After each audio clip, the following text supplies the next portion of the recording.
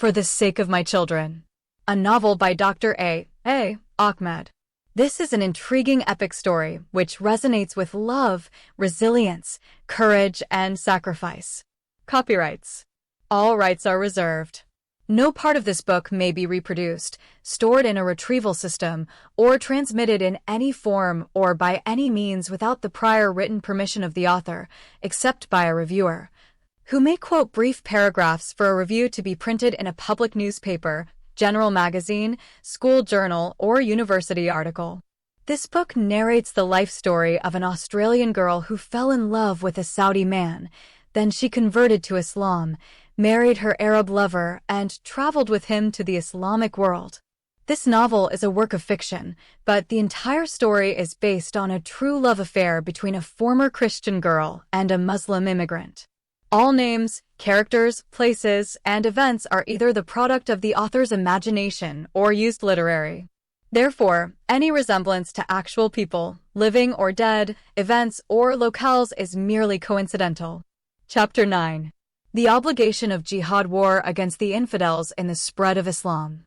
For the sake of her 4 children, the Australian mother agreed to live with an abusive Muslim husband and allowed another man called Al-Muhalil to rape her in order to legalize her pussy. But the abused Australian wife Irshad never forgot her plan to escape to her homeland with her children. She told herself over and over again that for the sake of her children, she must give her life as a sacrifice for their welfare and a better future life. At any rate, it's been a few months since the Australian wife's pussy was legalized by that ugly Somali guy's cock who fucked her inside her bedroom in front of her Saudi husband. After that, her Arab husband Mustafa accepted her as a legal Muslim wife and began having sex with her. While the legally reconciled Australian wife, who got her vagina legalized by the dick of another man, is waiting for the right opportunity to escape, her Arab husband came up with a plan that shattered all her hopes. Mustafa decided to join the camps of the Muslim Mujahideen in Afghanistan without informing or consulting her about this fateful decision in advance. This is the last place on earth the Australian wife would like to go. The Arab husband did not give any convincing reason to his foreign wife except that as a Muslim man, he understood that it is his duty to join the training camps of Muslims for jihad. The truth of the matter is that the Arab man, without the knowledge of his Australian woman, began a long time ago to mix with young Saudis who have great enthusiasm for jihad in the path of God. Through that group, he came to know that there is a wealthy and devout Saudi business tycoon named Osama bin Laden, who had spent millions of dollars and established a base for jihad and started inviting Mujahideen Muslims from all over the world to join his army in their training camps in Afghanistan. In those Islamic camps, the Mujahideen learn the correct teachings of the Holy Quran and the authentic hadiths of the blessed Sunnah of the Prophet Muhammad. They will also be provided with the necessary military training to wage jihad war against the infidels. The main goal of this group is to restore the Khalifa government to the Islamic world and expel Americans and other Westerners from Islamic countries. To achieve this goal, the Mujahideen must overthrow the current presidents and kings of Islamic countries and kingdoms who are agents of the West and replace them with Muslim leaders who love God and His Messenger and seek to uphold His word and spread His religion in the world. When this goal is achieved through jihad or holy war, the ultimate goal is the appointment of a supreme leader known in Sharia law as the Caliph. Once the Caliph has been chosen through the Shura Council, all leaders of Islamic countries must be named emirs or walis or governors of the emirates and come under the authority of the supreme caliph in his caliphate state. Then all the political and geographical boundaries created by the Western colonialists to divide the Muslims into small weak countries must be abolished, and there must be an Islamic empire as it was before. Every male is considered a living martyr and is waiting to be sent on a suicide mission against the infidels.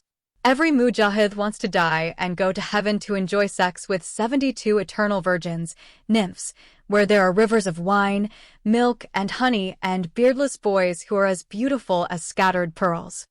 They have learned that the greatest enemy of Islam at the present time is the U.S. imperialist state and its allies among other infidel Western countries. The Zionist state of Israel must be destroyed, and all Jews must be wiped out of existence. Even their women and children should be exterminated.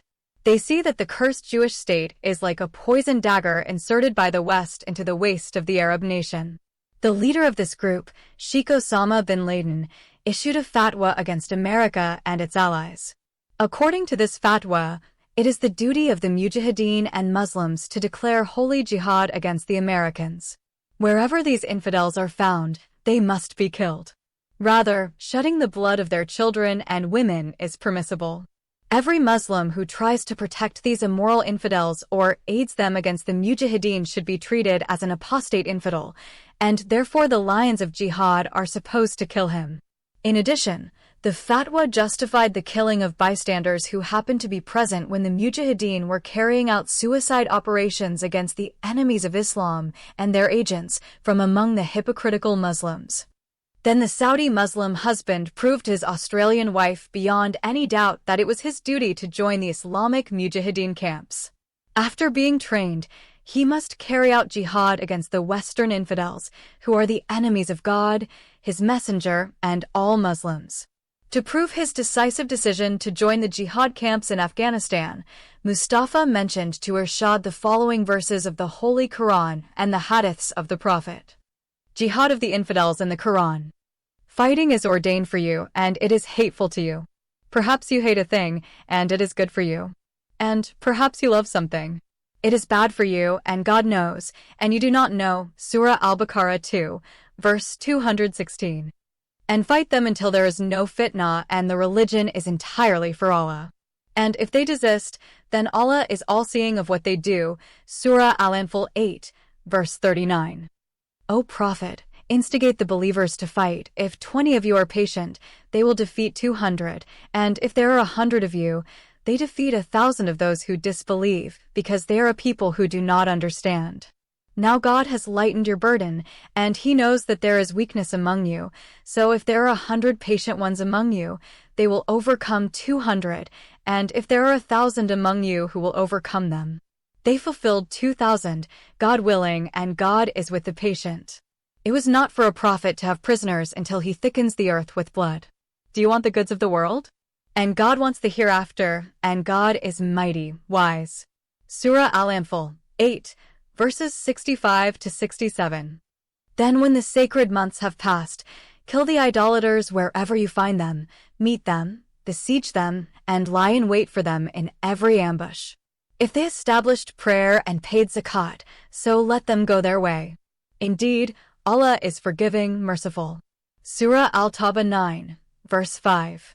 This verse was known as the verse of the sword and the mother of the abrogators because it abrogated 124 verses. After this verse was revealed, Islam became obligatory for every person on earth, and whoever refuses to be a Muslim is killed.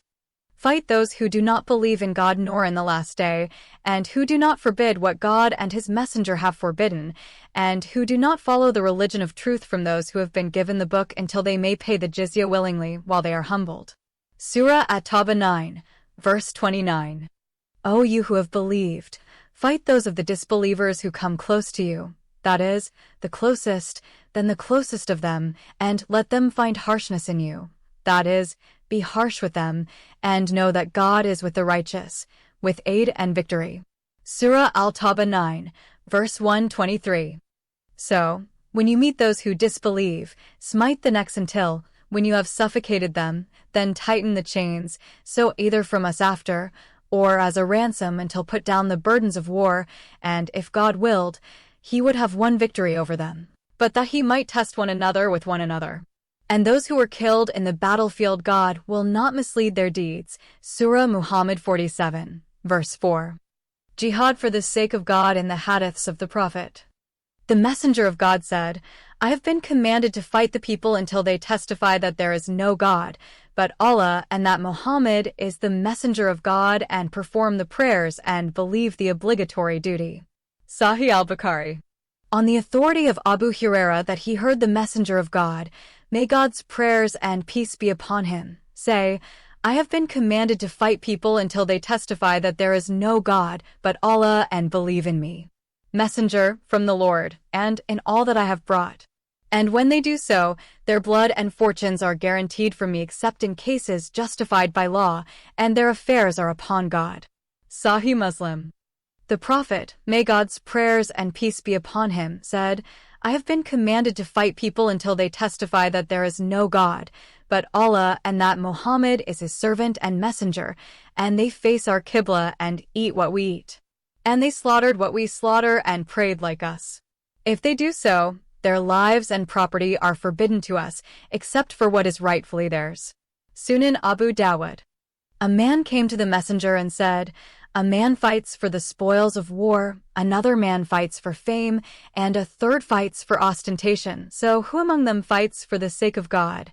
The Prophet, may God bless him and grant him peace, said, he who fights for the supremacy of the word of God, Islam, fights in the cause of God. Sahih al-Bukhari and Sahih Muslim. The Messenger of God said, God guarantees whoever strives in his cause and motivates to get out of it except for jihad in his cause and faith in his word.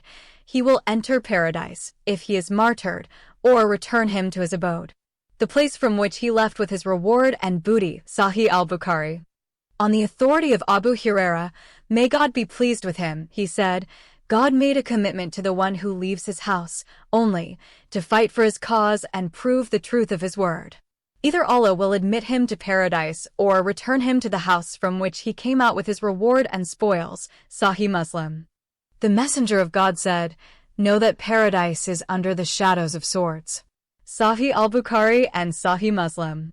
On the authority of Abu Huraira, the Messenger of God, may God's prayers and peace be upon him, said, I was overcome with terror while I was sleeping. The keys to the world's treasures were brought to me and placed in my hand. Abu Huraira added, the Messenger of God has departed from the world and now you people, Muslims, are taking out those treasures. Sahih al-Bukhari Volume 4 Book 52 Hadith number 220. The Prophet Muhammad, may God bless him and grant him peace, said, I was set with the sword between my hands to make sure that no one worships but God, the God who places my provision in the shadow of my spear, and who humiliates and despises those who disobey my command. On the authority of Jabir, on the authority of a man who said, O Messenger of God, where will I be if I am killed? He said, in heaven. The man threw the dates in his hand and fought until he was killed. Sahih Muslim. On the authority of Abu Huraira, may God be pleased with him, that the Messenger of God, may God's prayers and peace be upon him, said, every Muslim who died and did not fight for God and did not show a desire for jihad, die a hypocritical death. Sahih Muslim. In another hadith, he said that he died like those who died in ignorance or before the advent of Islam. The Messenger of God, may God bless him and grant him peace, said, fight everyone in the way of God and kill those who disbelieve in God. Ibn Ishaq, page 992. While Usama bin Zayd, the commander of Muhammad's army, was preparing his forces to start invading the Roman Empire and seizing the lands of the Christians, the Prophet Muhammad commanded him, saying, attack them in the darkness of the dawn and overthrow them and kill them, and burn them with fire and storm them and return with the spoils. Ibn Kathir in the beginning and the end, page 139, page 143, Ibn Hisham, page 245, and Al-Tabari in History of the Messengers and Kings, page 156. The Messenger of God said that Allah had made me victorious through terror. Sahih al-Bukhari, Book 52, Hadith number 220. The Messenger of God was asked, what is the best deed? He said, faith in God and his Messenger Muhammad. Then the questioner asked, what is the next best and good? He said, participation in jihad. Sahih al-Bukhari, Volume 1, Book 2, Hadith number 25. The Messenger of God said, there is no emigration after the conquest of Mecca except for jihad. When a Muslim ruler calls you to fight in jihad, you must immediately go out and heed the call. Sahih al-Bukhari, Volume 4, Book 52, Hadith number 311. After facing those undeniable verses from the Holy Quran and authentic hadiths of the Prophet Muhammad, the Australian wife Irshad was left with two choices: Either leave her 4 children and return to her country Australia, or take her property and move in with her Saudi husband Mustafa to his new destination in Afghanistan. Although the white wife decided to accompany her Arab husband to the Mujahideen camps, in her heart, she plans to flee secretly with her 4 children to Australia whenever she gets the right opportunity to do so. She wants to contact the nearest Australian embassy again and ask for their help to save her and her children from the abuses they are exposed to in the Muslim world. Al-Shamari's family traveled to Afghanistan via Pakistan. It took them a week to get to those Muslim Mujahideen camps. Once the family arrived, they were registered as Mujahideen and given one small tent. The Australian wife predicted that her 4 children might not survive a single week in this primitive habitat. For Irshad, even the Bedouin Arabs she saw in the Sahara Desert of Saudi Arabia lived in better conditions than those Mujahideen with whom she had come to stay indefinitely. There are no toilets or showers in these tents. Men and women go out into the wilderness to answer the call of nature, while young boys and girls poop and urinate behind their tents. Thus, there is a stench that is impossible to inhale without contracting a dangerous disease. Flies by the billions during the day and mosquitoes by the millions at night. Snakes and scorpions are as common as bits of dirty litter. The camps are dirtier than vacant places designated to get rid of the dirt of the city.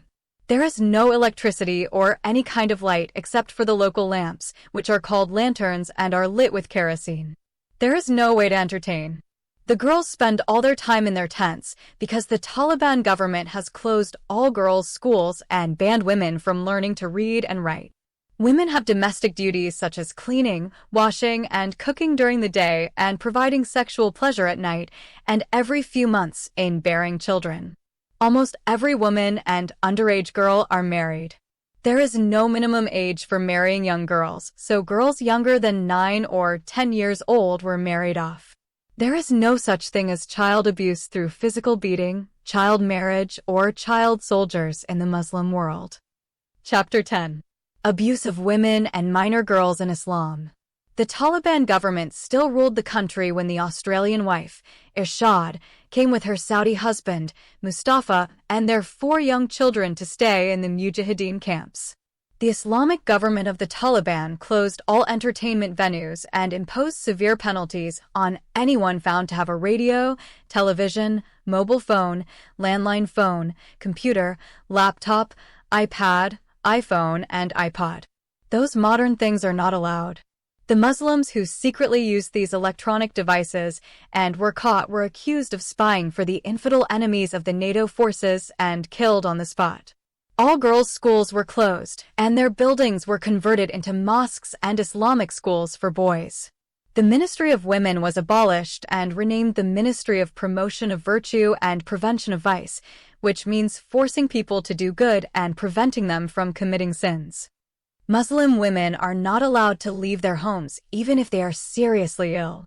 In the event of a profoundly serious illness, a woman nurse or a female doctor may be called to come and treat her inside her tent. Every pregnant woman must deliver her baby in her tent. A woman could walk out of her father's house into her husband's house when she married or be taken as a dead corpse in a shroud to her grave when she died or was killed in an honor killing. Despite all these restrictions still imposed on women, the government requires every female to wear the Islamic niqab or burqa inside the tents around the clock. In short, the Taliban government applied every verse of the Quran and every hadith of the Prophet Muhammad to women and sent Afghani society back to the 7th century. Every woman who wanders in the street without her husband or a close male relative called muharram must be flogged with 53 lashes, and if she repeats that again, her punishment must be doubled. Every woman who sleeps with a man before marriage will have both of them flogged with 100 lashes, and if one or both of them married another man or another woman, they will be stoned to death. Male circumcision and female genital mutilation are mandatory without exception. There are hundreds of Sharia laws for women, and each one has corporal punishment. Afghani Islamic law requires all males to attend military training for the Mujahideen from early morning until sunset. During the training, they will be taught how to make bombs and how to carry out suicide missions against the impure infidels and the hypocritical Muslims who help them.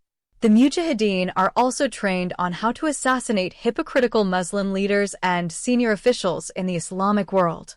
Every 100 Mujahideen is headed by an emir or a religious military commander. The Mujahid must obey his emir without questioning, even if he asks him to assassinate his father, mother, or brethren. Refusal to fulfill the emir's order is considered apostasy and treason, and the penalty is immediate beheading. All Mujahideen must consider themselves living martyrs who are ready to die in the path of God or to perform jihad at any moment. Life in Mujahideen camps is worse than living in hell. Rather, every Mujahid would prefer to blow his body to smithereens and go to heaven to enjoy 72 virgins in paradise and drink from the rivers of wine, milk, and honey than to continue living in those miserable conditions in the Mujahideen camps. Therefore, it is a joy for the Muslim youth when his commander assigns him a suicide mission. Hence the famous saying of Muslim terrorists, "We love death and our enemies love life." There is nothing for women who strive in the cause of Allah to comfort them in this world or in the hereafter. The Prophet Muhammad predicted that many Muslim women would go to hell after their death. The messenger said to a group of women, "Hey women, you must believe, for I have seen that many of the people of hell are women." Sahih al-Bukhari, Volume 1, Hadith number 301. As a result, life for the Australian wife Irshad in Afghanistan is 1,000 times worse than what she experienced in Saudi Arabia. Now her chance of escape became impossible. She may dream of escaping from a maximum security prison for women in the West more than she can dream of escaping from the Mujahideen camps in Afghanistan. The white woman Irshad is like any Mujahid's Muslim wife imprisoned in her small tent.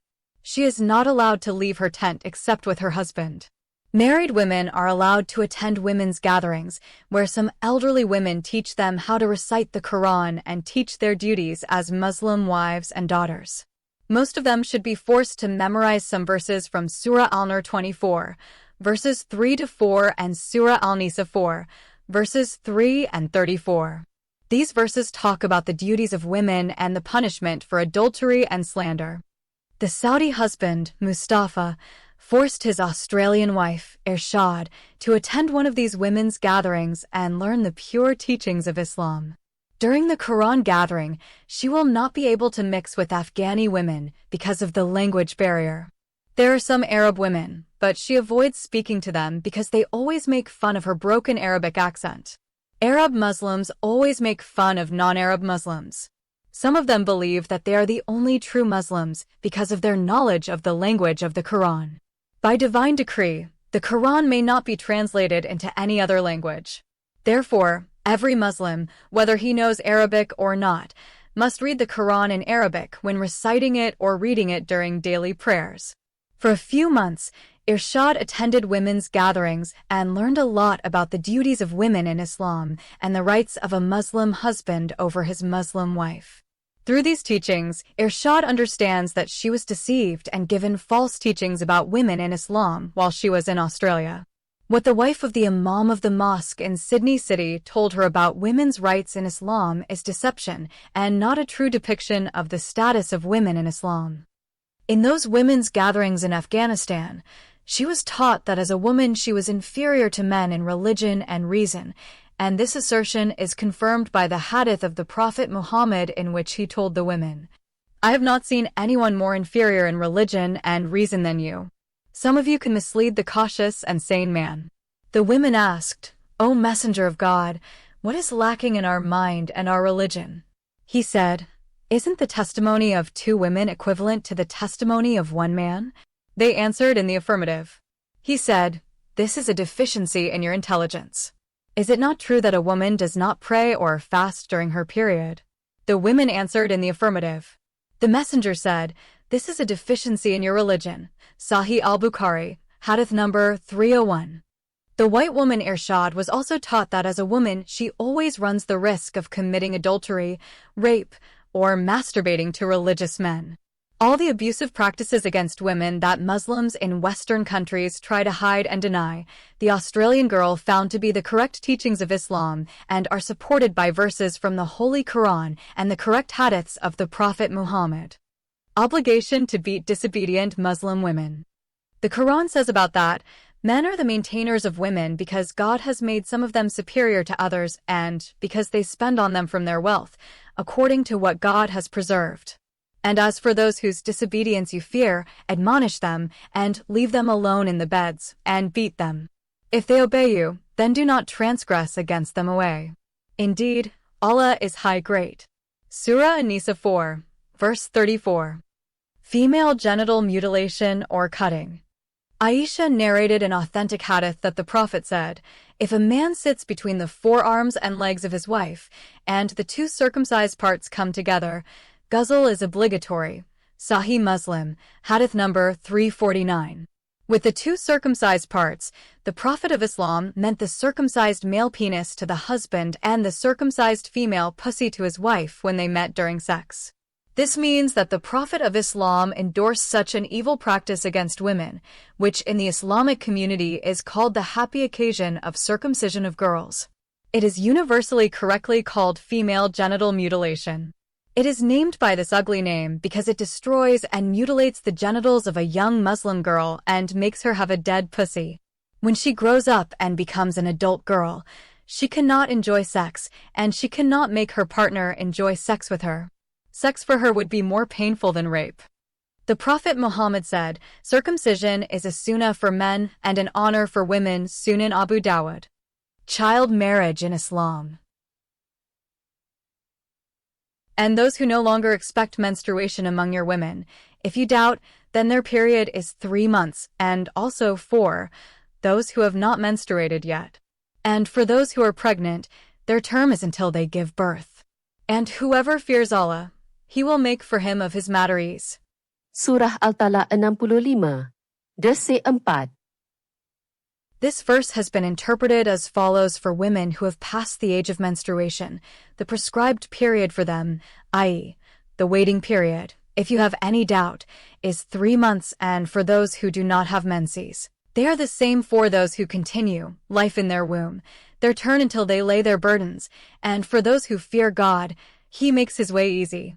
The messenger wrote the marriage contract with Aisha when she was 6 years old, and he consummated the marriage with her when she was 9 years old, and she stayed with him for 9 years.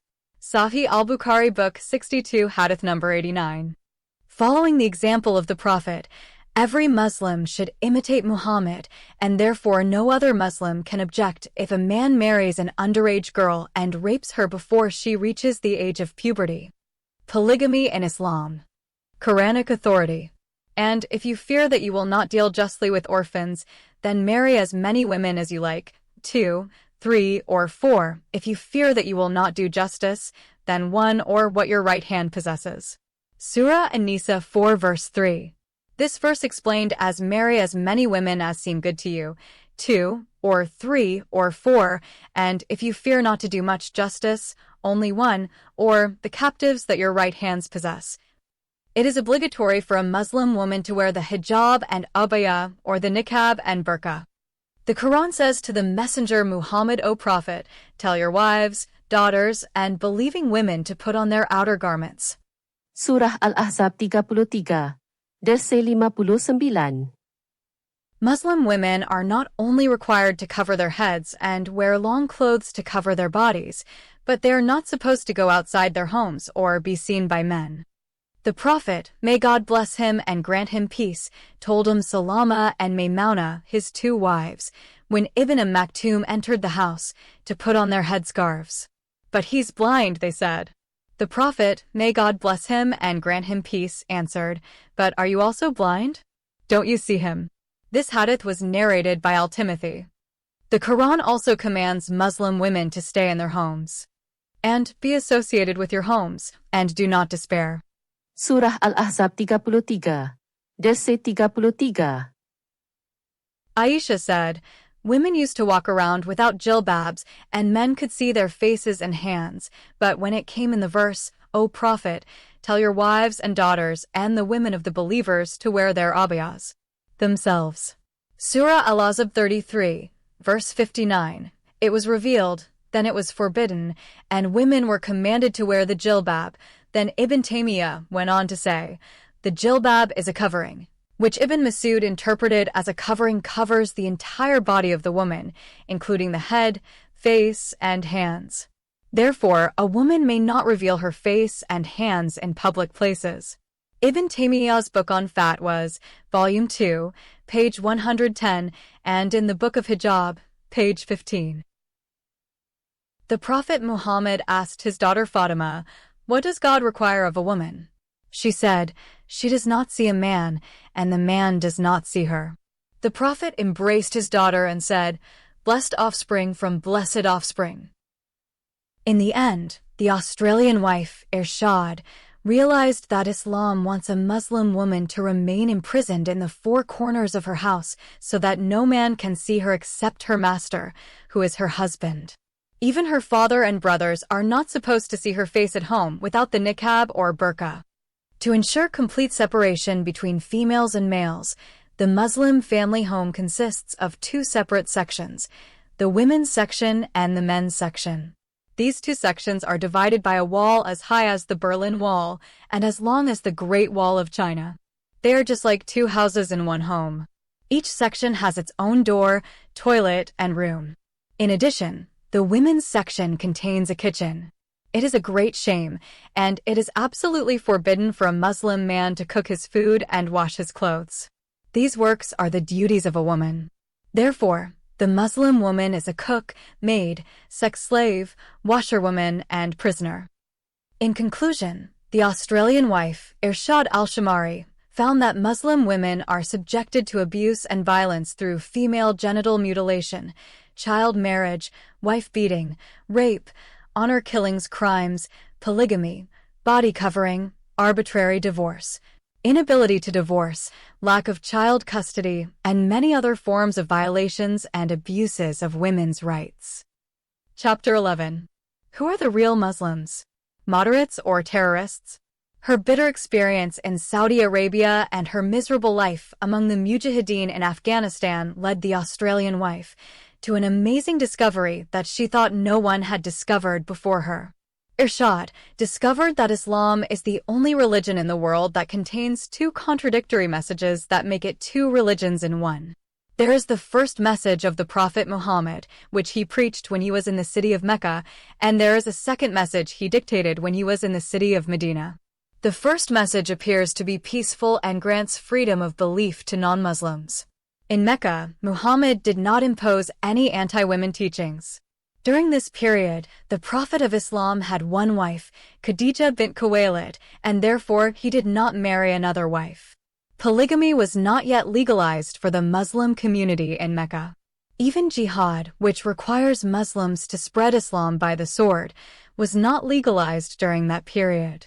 Muslims living in the West always refer to the life of the Prophet Muhammad and the teachings of the Quran in Mecca to prove that Islam is a religion of peace and believes in freedom of belief, and there was no compulsion in religion. In that period, the Quran granted all the infidels of Mecca the right to choose any religion they wished to follow, and the Jews and Christians were among the people of the heavenly books, and their religions are true religions from God. This period was 13 years. During that period, there were no hadiths taught to Muslims by the Prophet of Islam. Accordingly, the Quran at that time was the only source of the new religion. Today, followers of this seemingly peaceful message are often called moderate Muslims. The second Islam, or the second message of Muhammad, is completely different, strange, and contradictory to his first message. The second message denied freedom of belief. During this period, the Prophet Muhammad claimed that God had commanded him to kill anyone who refused to accept him as a messenger from God and refused to convert to Islam as a religion. In Sahih al-Bukhari, Volume 1, Book 2, Hadith number 24, the Prophet Muhammad said, "I have been commanded to fight all people until they testify that there is no God, but Allah, and that Muhammad is the messenger of God if they do so. They uphold from me and their blood and money." The meaning of noncompliance is that whoever refuses to testify or utter the Shahada or the two testimonies. I testify that there is no God, that God is Allah, and that Muhammad is the messenger of God. His wealth, wives, children, slaves, and blood are not preserved. Accordingly, the killing of those who reject Islam is obligatory for every Muslim, without exception. Muhammad's new message in Medina City to all Arab tribes and the entire world was to accept Islam and be safe. Any tribe or individual who refuses this offer exposes himself to physical annihilation, and his wealth, wives, children, slaves, and livestock must be taken by the Mujahideen Muslims. For the pagan Arab tribes and later for the Hindus, Buddhists, and the entire world, the Quran said, "Then when the sacred months have passed, then kill the idolaters wherever you find them, disgrace them, and besiege them, and lie in wait for them in every ambush. If they established prayer and paid zakat, so let them go their way. Indeed, Allah is forgiving, merciful." Surah At-Tawbah 9, verse 5. This verse is known as the sword verse. They also call it the mother of abrogators. This single verse abrogated the legal force of the 124 verses of the Meccan Quran. Any previous verse that spoke of peace and freedom of faith has been superseded and rendered inapplicable by this verse. Therefore, the violent message of Medina superseded the seemingly peaceful message of Mecca. Thus, Islam became obligatory for every non-Muslim. Every Muslim who leaves Islam kills an apostate. Whether he inherited Islam from his parents or was forced to accept it, he could leave it only on pain of death. For Jews and Christians, the Quran states, "Fight those who do not believe in God or the last day, who do not forbid what God and His Messenger have forbidden, and who do not follow the religion of truth from God among those who have been given the book may pay tribute out of hand while being humbled." Surah Al-Tawbah 9, verse 29. So, Islam demands complete submission from Jews and Christians.